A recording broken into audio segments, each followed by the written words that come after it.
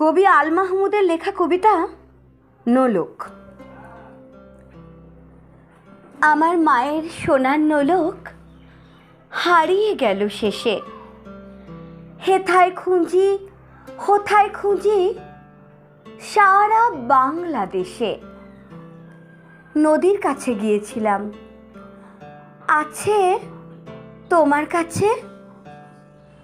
হাত দিও না, আমার শরীর ভরা বোয়াল মাছে। বলল কেঁদে তিতাস নদী হরিণ বেড়ের বাঁকে, সাদা পালক বকরা যেথায় পাক ছড়িয়ে থাকে। জল ছাড়িয়ে দল হারিয়ে গেলাম বনের দিক, সবুজ বনের হরিৎ দিয়ে করে রে ঝিকমিক।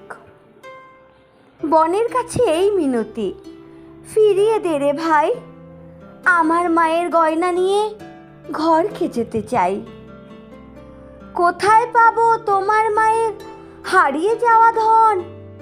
আমরা তো সব পাকপাখালি বনের সাধারণ। সবুজ চুলে ফুল পিন্দেছি, নোলক পরি না তো। ফুলের গন্ধ চাও যদি নাও, হাত পাতো বলে পাহাড় দেখায় তাহার আহার ভরা বুক। হাজার হরিণ পাতার ফাঁকে বাঁকিয়ে রাখে মুখ, এলিয়ে খোঁপা রাত্রি